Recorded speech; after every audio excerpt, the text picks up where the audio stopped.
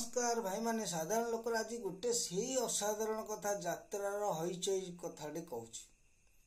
यात्रा कलाकार माने होचंती बड़ ना यात्रार मालिक होची बड़। बापी बाबू कौन कहले? बापी पंडा या कहले कले 10टी कलाकार गोटे मालिक गढ़ी पार कि गोटे मालिक 10टा मालिक गोटे कलाकार गढ़ी पार। एटा सत कथा।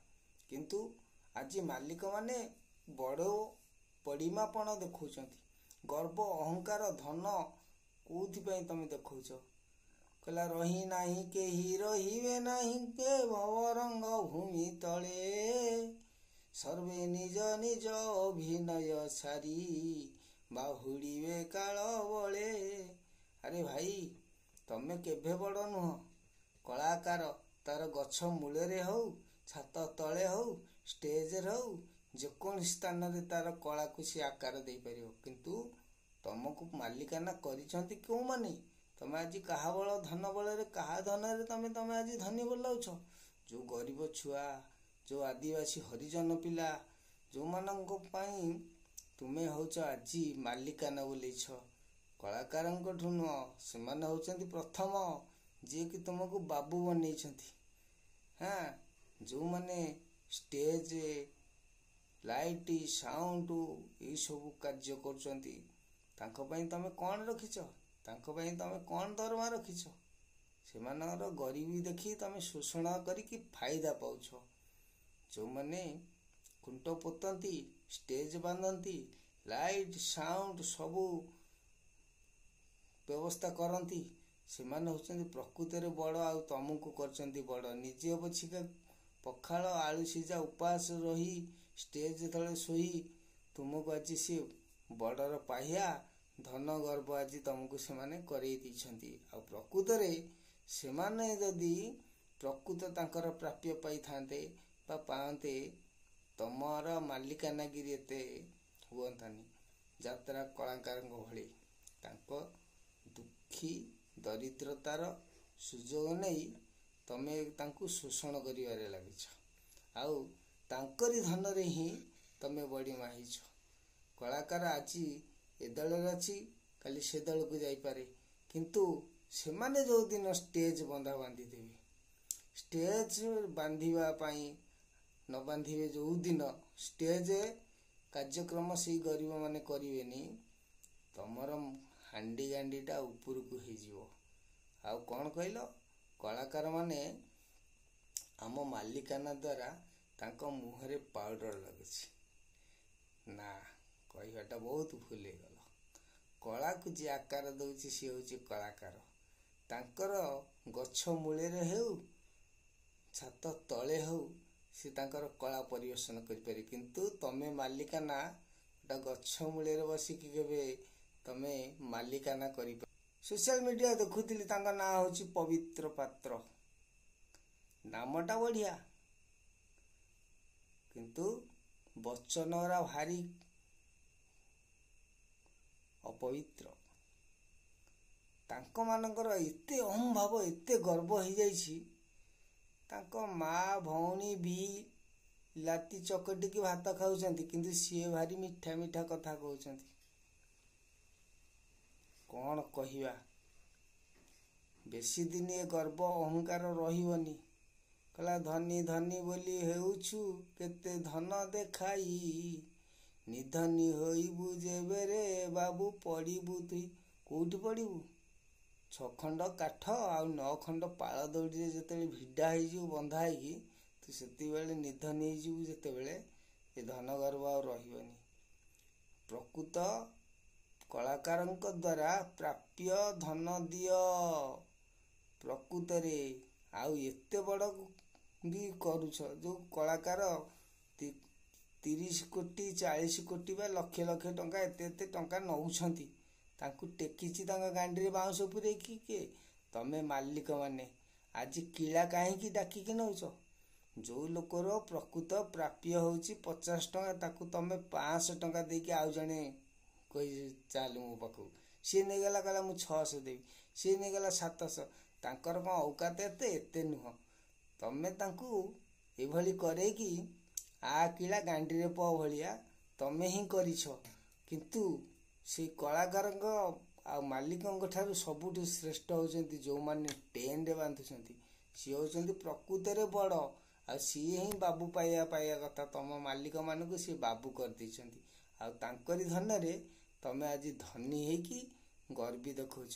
ସେମାନେ ଯେଉଁଦିନ ସେ ଗରିବ ଆଦିବାସୀମାନେ ତାଙ୍କର ଧନ ଦରିଦ୍ରତା ହିସାବ ତମେ ଫାଇଦା ଉଠେଇକି ତାଙ୍କ ସକାଶେ ତମେ ଆଜି ମାଲିକାନା ହେଇଛ। ସେମାନେ ଯେଉଁଦିନ କଳାକାରଙ୍କ ବ୍ୟତୀତ ସେମାନେ ଯେଉଁଦିନ ତାଙ୍କର ଏଇ ଷ୍ଟେଜ ବନ୍ଧା, ବାଉଁଶ ପୋତା, ଖୁଣ୍ଟ, ଗେଟ୍ ବନ୍ଧା ସବୁ ବନ୍ଦ କରିଦେବେ ନା, ସେଇଦିନ ମନେ ରଖ ତମ ମାଲିକାନା ହଜିଯିବ। କଳାକାର ହଜାନ୍ତୁ ନ ହଜାନ୍ତୁ ସେଇମାନେ ହିଁ ହଜିବେ। କାରଣ ତମ ଛୁଆ, ତମ ମା, ମାଇକିନିଆ କେହି ଯିବେନି ଷ୍ଟେଜ ବାନ୍ଧିବାକୁ। ହୁଏତ ନାକ ଧିଡ଼ିକି ତାକ ଧିଡ଼ିକି କରିଦେଇ ପାରନ୍ତି। ଆଉ ଗୋଟେ କଥା କ'ଣ କହିଲ, ଗୋଟିଏ ବାପର ଛୁଆ ଯଦି ହେଇଛ, ନାଟ ବନ୍ଦ କରିକି ଦେଖାଅ। ଆରେ ଭାଇ, ସେମାନେ ହେଲେ କଳାକାର। କେତେବେଳେ ବାପ ତ କେତେବେଳେ ପୁଅ, କେତେବେଳେ ରାଣ୍ଡି ପୁଅ ଅନନ୍ତା ତ କେତେବେଳେ ଯଶୋଦାଙ୍କ ପୁଅ କୃଷ୍ଣ ଆଉ ଡବଲ ମା ଡବଲ ବୋପା, କେତେବେଳେ ଜାରଜ ତ କେତେବେଳେ ଆପଣ ଯାହା କହିବେ। କିନ୍ତୁ ସେମାନେ ହେଲେ କଳାକାର। ତାଙ୍କର ହୁଏତ ବାପ ମା 15ଟା ହେଇପାରେ, ସେମାନେ କଳାପାରା ଅଭିନୟ।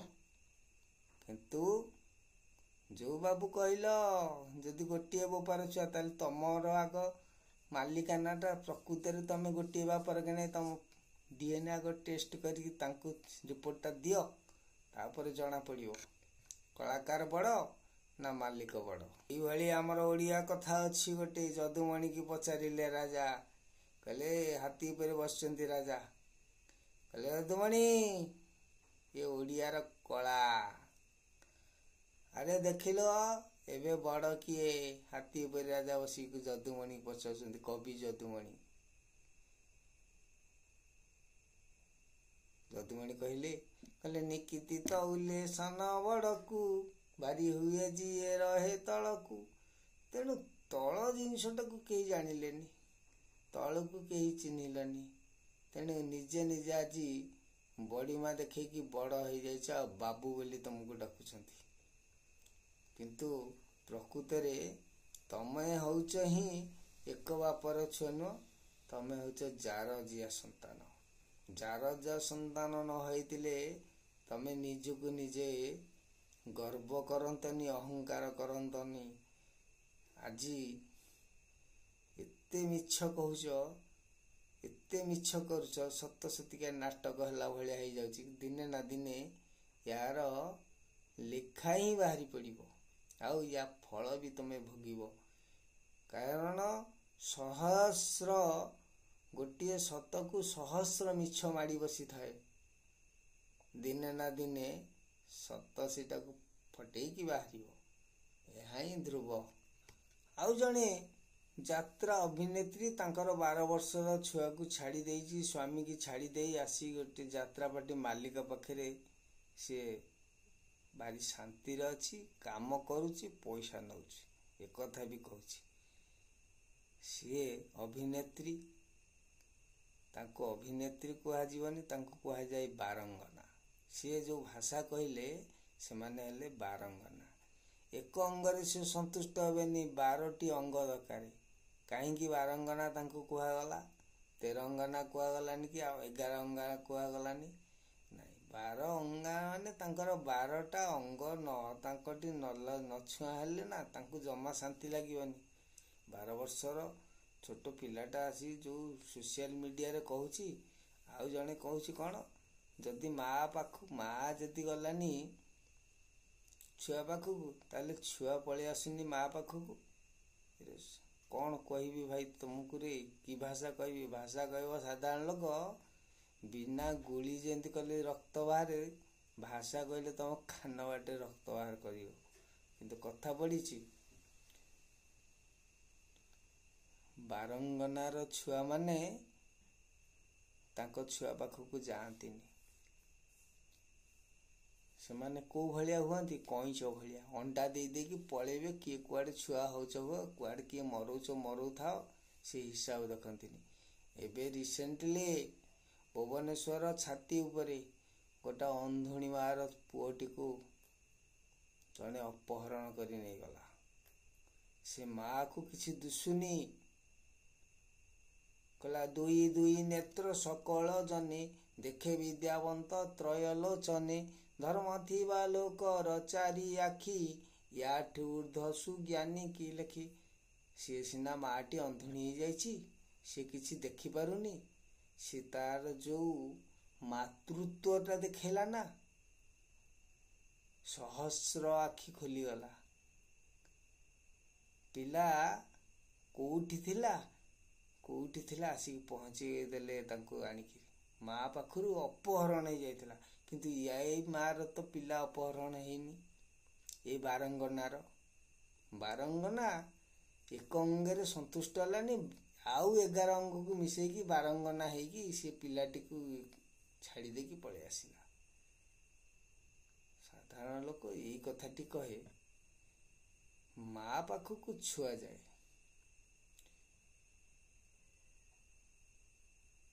ମା ପାଖକୁ ଛୁଆ ଯାଏ, କେତେବେଳେ ଯାଏ ନା ମା ପାଖରେ ଥିବ, ଘର ଭିତରେ ଅଛି, ମା ତା ପାଖକୁ ଯାଏ। ମା ଯଦି ବାର ଆଡେ ବୁଲିବ, ଛୁଆ କଣ ବାର ଆଡେ ବୁଲି ବୁଲିକା ହମା ହେଇପାରିବ ନାହିଁ। ଦେଖୁନାହାନ୍ତି, ଆମର ଗାଈ ଗୋଠରେ ଯଦି ମା ସତେ ଛୁଆ ଅଛି, ଯଦି ମା ଠାରୁ ଟିକେ ଦୂରେଇ ଯାଉଛି, ଛୁଆ ବୋବେଇ ଖୋଜୁଛି, ମା ବୋବେଇ ଖୋଜୁଛି। ସିଏ ହଉଛି ମାତୃତ୍ୱ, ବାତ୍ସଲ୍ୟ, ମମତା। ଆଉ ଯାହାର ହୃଦୟ ମମତା ନାହିଁ, ମାୟା ପଶିଛି।